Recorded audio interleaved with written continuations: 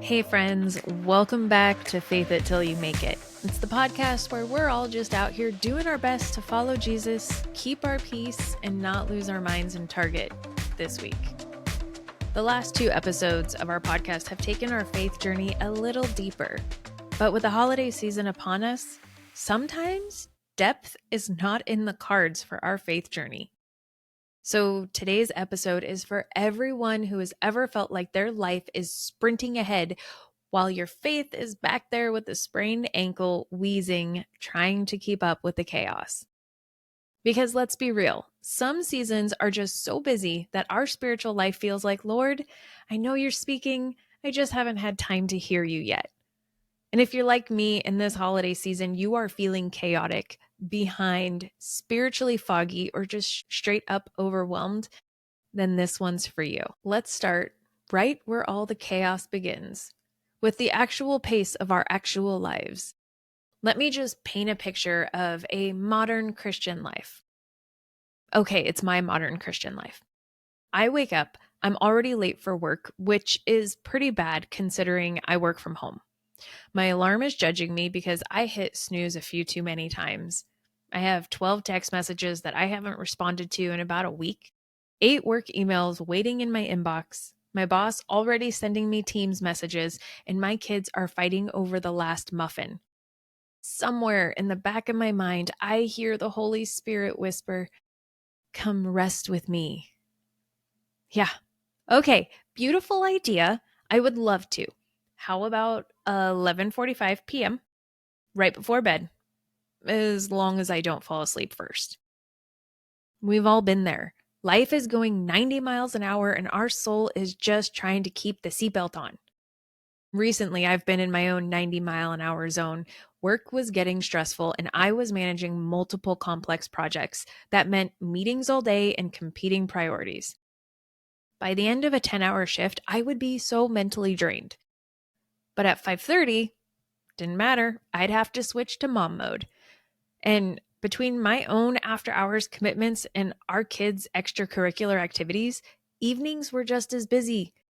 We had soccer on Monday, church on Tuesday, youth group on Wednesday, youth theater on Thursday, soccer on Saturday, and family dinners on Sunday. We basically had one day a week with no scheduled commitments just to catch up on life. I was living in full autopilot mode, but my autopilot didn't really seem to come equipped with any God time.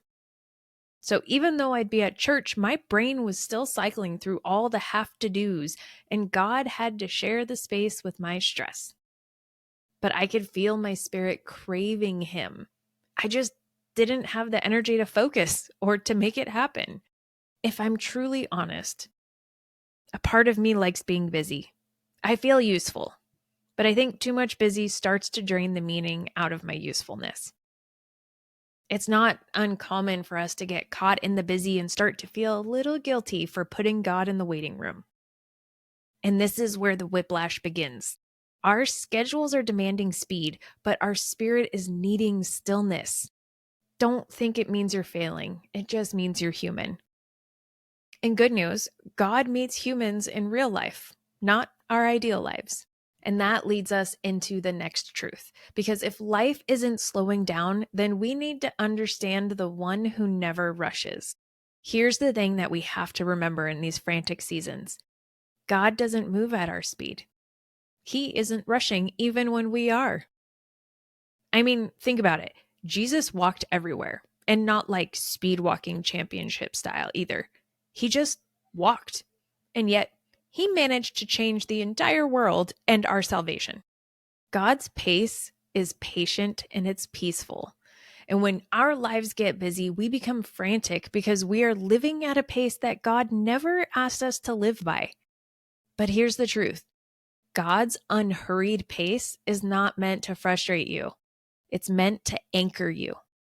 Because if God matched our pace, our panic, or our urgency, He wouldn't be the God that we can trust. His presence would feel pressured and His guidance would feel conditional. But God is not now or never. He's patient and He's peaceful. The world makes our chaos, and God reminds us that there's another way to live in the chaos. His slowness is your stability. His steadiness is the thing that keeps you from falling apart when the world is testing your endurance. It's a reminder of the safety that we need to return to because God's pace protects our peace. We rush because we're afraid we'll miss something, but God doesn't rush and He never misses anything. And it's because His priorities are different. Your busy season doesn't intimidate God because He's not working on your timeline, He's working on your purpose. We live moment by moment, but God is focused on transformation. And transformation often happens in the small, slow, unseen moments that we try to skip because we're too busy trying to achieve what the world has asked of us. So be encouraged because the things that you're waiting on in this busy season, clarity, strength, healing, answers, they're not delayed.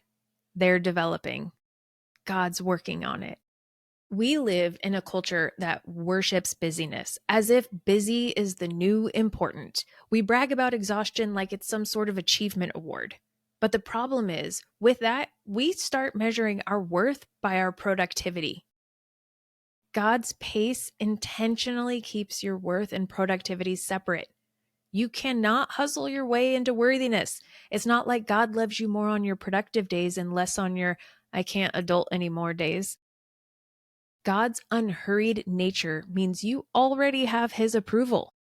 So if God's pace steadies us, how do we actually access that steadiness when life just won't slow down? That's where micro moments come in. I get it. Some seasons genuinely can't slow down. We have young kids, we have demanding jobs, we have family responsibilities, we have financial pressures that don't just go away because we know Jesus.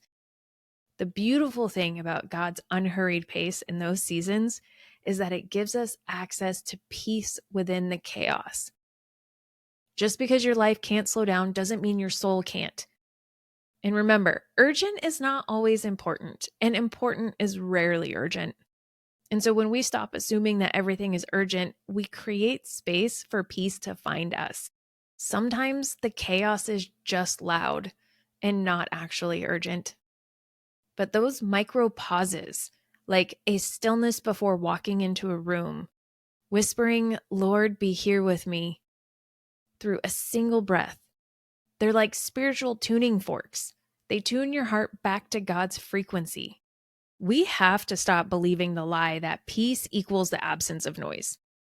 Peace is really the presence of God in the noise. When I worked with high school students, I'd tell them, invite God into whatever you are doing. A simple prayer like, God, you are welcome here, before a game or a rehearsal, it helped them hear Him in everything. But even when we invite God into our day, there's another kind of chaos that we have to talk about. Sometimes it isn't even our schedule that's overwhelming us. Sometimes the most chaotic and busy thing in our lives is our own mind.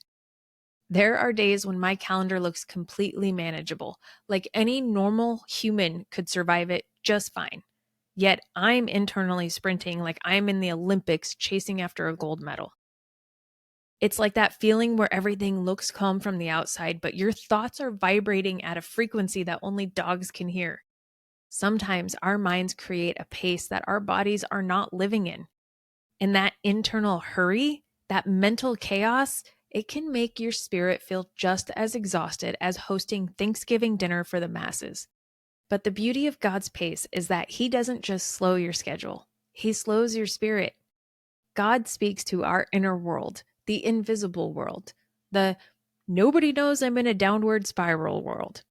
His pace becomes the antidote to our inner chaos. I had a season where I was very stressed and overwhelmed, and my husband was like, you need to be doing less.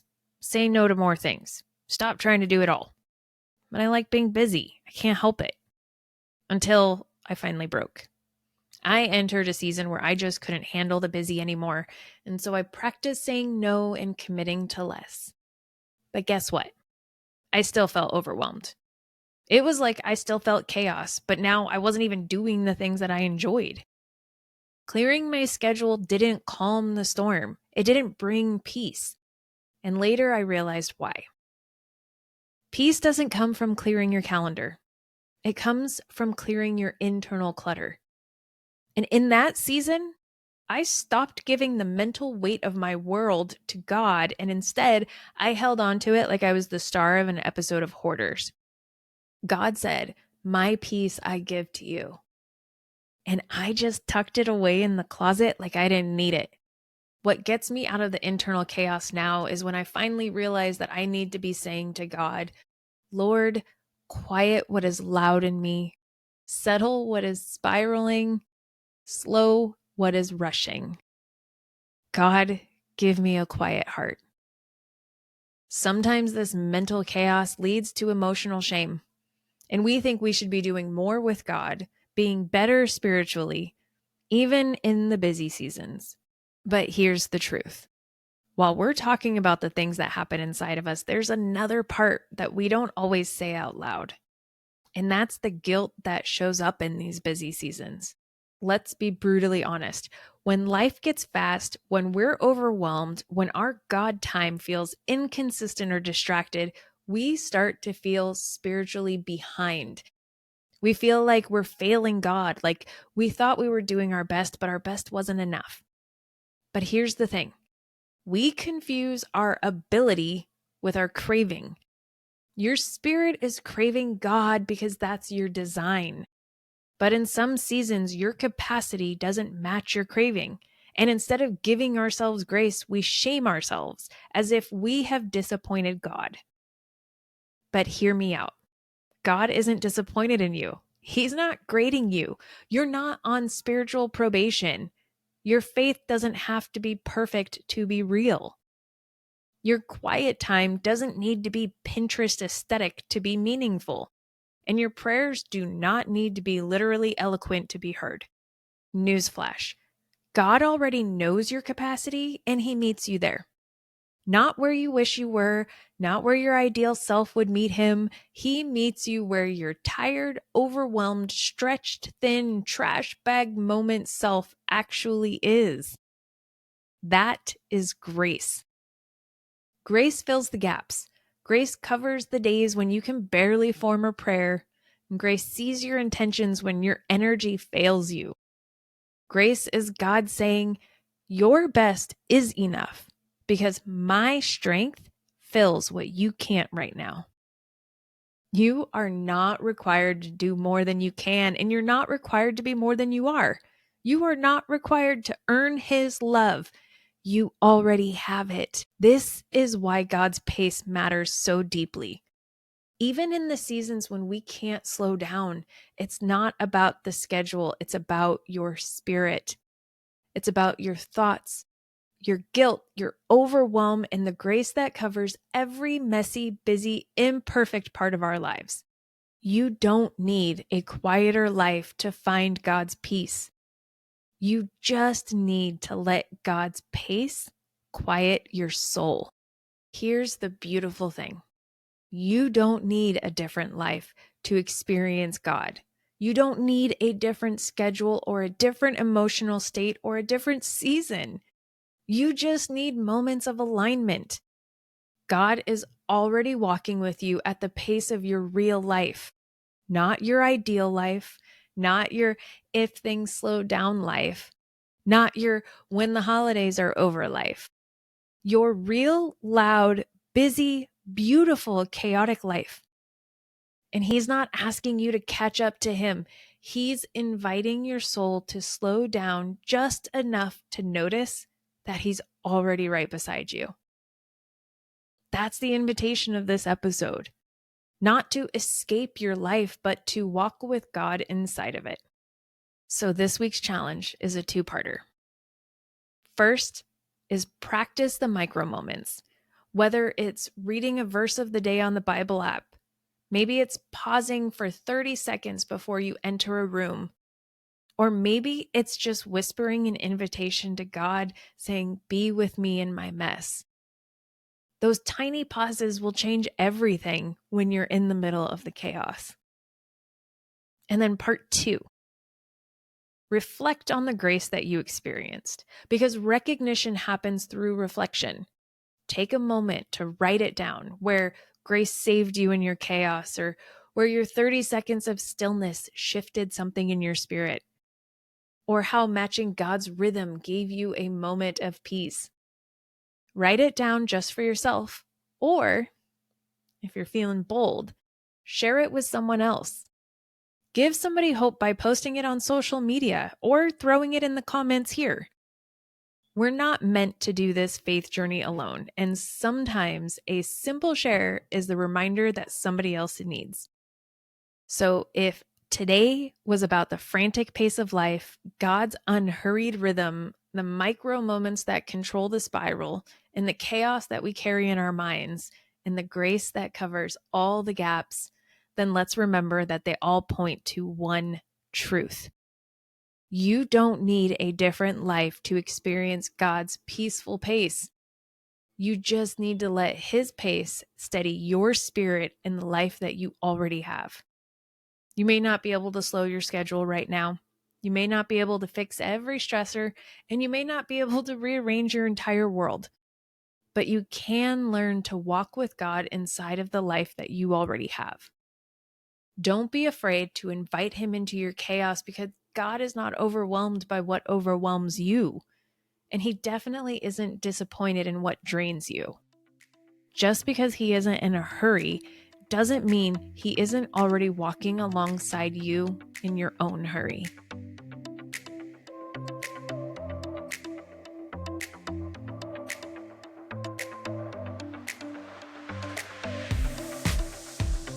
Hey, glad you're still here. One more thing for you. I wanted to make things easier for us to connect and for you to have one place that you can go for all the latest stuff that's happening with the podcast. So now you can go to faithitpodcast.com and see all the latest episodes, write a review, email me, and even join our newsletter that will update you on any new and exclusive content. Spotify is always the best way to listen and view the podcast, but for everything else, go to faithitpodcast.com.